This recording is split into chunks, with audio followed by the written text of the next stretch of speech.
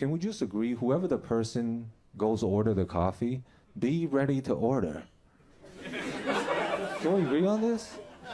Bro, everybody waiting in line. I'll hear people go up there and go like this, I'll have a latte. I'm back here like, brother, latte what? Because you go, I'll have a latte. Now they have to go, is it iced or hot, medium or large? Why are you keeping secrets at this moment? Front load of goddamn information. Everybody's waiting. Why are you not considerate? This is the worst one. The worst one is when people go up there, they go like this. What do you mean, You had 15 minutes ago, When you go, inside, I'm like this, Because you just gave me cancer cells. Let me tell you something. When I am in line, I am practicing my order. Some of you agree with me, and some of you didn't react to this again, because you're the fucking problem. And you should kill yourself. I hold myself to the same standard. I'm considerate. I like oat milk. One time I went up there, I stuttered. I went like this, oat? I went back to my car, slapped myself in the face. Looked in the mirror and say, do better, you piece of shit. How many O is an oat? 1! This is why your father doesn't love you. I try to cut deep. Dude, every time I'm in line, I'm like this, medium, ice, latte with oat milk. Oat, oat, oat. Will my father ever love me? Oat, oat. Because when it's my turn, I'm ready. I take a deep breath, I go up there, medium iced latte with oat milk. Thank you. Freaking killed it. Freaking killed it. But sometimes they go, oh, we ran out of oat milk. Is whole milk okay? I go like this. Even better. Thank you so much. Thank you so much for the suggestion. Even though I know I'm about to have aggressive diarrhea. Yeah, I go even better. Thank you so much. These baby boomers, they don't have the antibodies to deal with the internet. Completely clueless when they go on now. Like watching baby boomers go on the internet now, it's like watching babies wandering into the kitchen by themselves.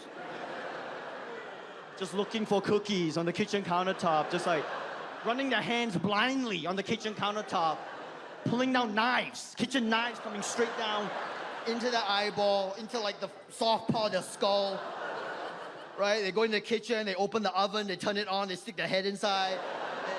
They're like, any pictures of my grandkids in here?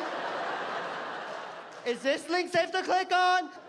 Just falling for every basic bitch internet scam possible. These fucking baby boomers tumbling into internet scams like pandas rolling down a hill. Loving scams. Oh, what do you want, 20 Target gift cards? Yeah, that sounds like a legitimate way to pay for antivirus software on my phone. Oh, everybody, look at this link. Look, what's the one trick your doctor doesn't want you to know? Okay, I'm gonna click on that link. My friends and I used to like to smoke weed and then go to Olive Garden for their unlimited soup, salad, and breadsticks deal. But the one problem is I'm a pretty nervous guy, and if I smoke weed, it gets way worse. So I was really paranoid someone I knew would see me, a child, high on marijuana, and then tell on me to my parents. Sure enough, one night, I walk in, super stoned, and the first person I see is my second period Spanish teacher. Which is the worst person I could see, because I knew not only would she try to talk to me, she would try to talk to me in Spanish. Which is a language that I was getting a C in. Not a yes, the letter C. I was doing poorly. But anyway, she's right by the hostess table. She's gonna see me, so I take control of the situation. I start walking up to her. I'm like conjugating verbs in my head as I go. I get right there and I say, hola, señora mate, ¿cómo está? Está being the formal tense because we were in an Olive Garden. And then she turned to me, and she was not my Spanish teacher. She's just a regular lady. And she said, what? And I tried to explain things. I was like, yo sé, tú eres mi profesor. I couldn't stop speaking Spanish. Lo siento.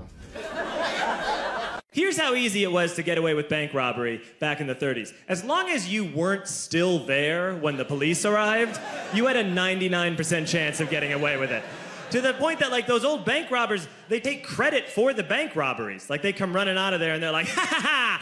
And if anyone asks you, tell them it was Golden Joe and the Suggins gang. And then they, like, shoot Suggins into the side of the wall. It's like, what, were bullets free back then? And they don't even disguise themselves. They dress up for the bank robbery.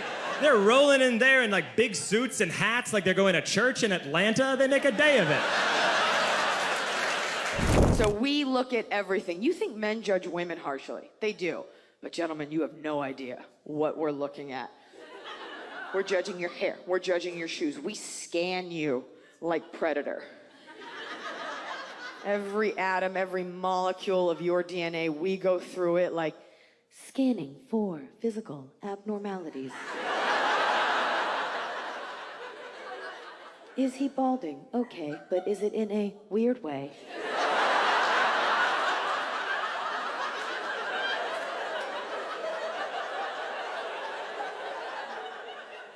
Is that a goatee? What's happening there?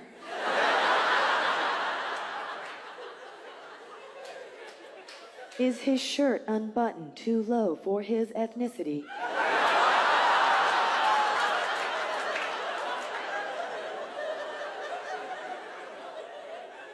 Is he wearing embroidered jeans? If so, is he a European male or just someone from Arizona? Like, we go through it.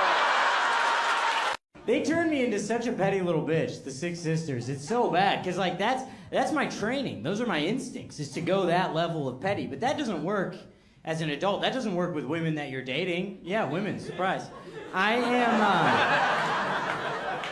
in a new relationship now, and we're fighting a lot. We're gonna make it. But okay, we got in a little thing last week. I thought it was nothing. She comes back into the room an hour later to restart the fight, but she didn't want to admit it. So this is what she hit me with. She comes in, she looks at me, she goes, "So, do you think I'm mad at you?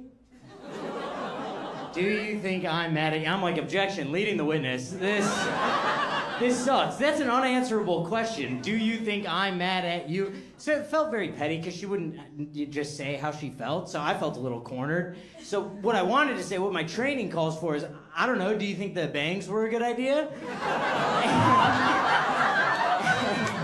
Okay, now you're mad at me, but I didn't say that. I'm saying that's what my training calls for. Do you understand I'm a trained assassin who's been reassigned as a traffic cop?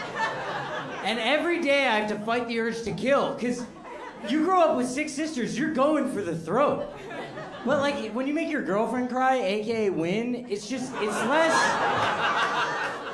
less rewarding, you know? So, I didn't say that. Don't be mad at me, please. The Cybertruck doesn't come with a spare tire, but apparently Elon does. Look at that little belly. He wears those little t-shirts that are too short for him. Forget Mars, maybe he should explore a Planet Fitness. It's only $10 a month. People told me New York City was unsafe. I disagree. I've driven through the rest of America. You drive through these lovely woods and forests. Basically, the setting of every true crime documentary you have ever watched in your life. America is just miles and miles where you can bury bodies, interrupted by cities that supply them. Mumbai, one of the safest cities in the world. Do you know why? No place to bury a body in Mumbai, that's why. You can bury a body 10 feet underground in Mumbai. The next morning there'll be laundry hanging from that body. That body will be an extra in a Bollywood movie. Because in Mumbai, death is no excuse for unemployment. We started watching this piece on National Geographic talking about the plight of the bees. Narrator goes on to say that if all the bees on the planet died, that the birds would be next, and then us. And my boy is like, we gotta save the bees. Then the narrator goes on to say, the European bee is a much more kinder and gentler bee, as opposed to the Africanized bee, which is a much more aggressive, hostile bee. Just gonna try to sneak racism into the bug world. Like European bees are floating around like. So, what are we going to do today? Maybe we can pollinate these flowers.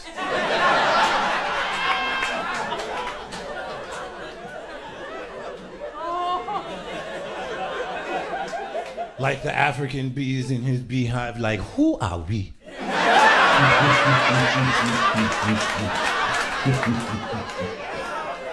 Who are we going to sting today?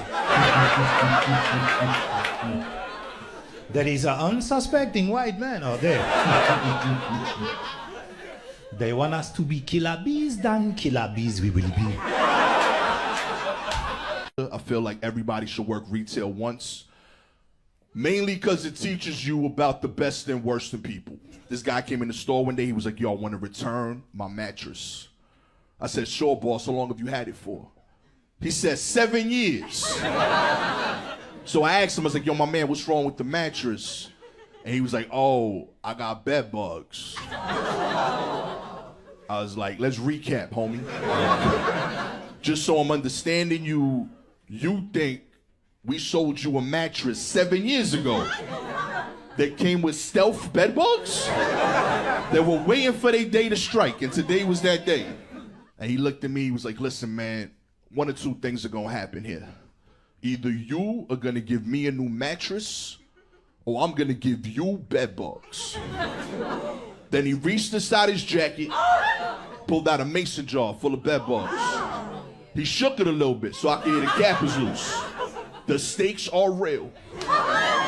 I've tried my whole life ever since to be like that man. Picture how his day started, Joe. He's at home, tired as hell, itchy as shit, and he can't sleep. He needs a new mattress, can't afford to buy one. What can I do? Then he looked around his room and used the tools at his disposal to create his own solution. That's the American dream.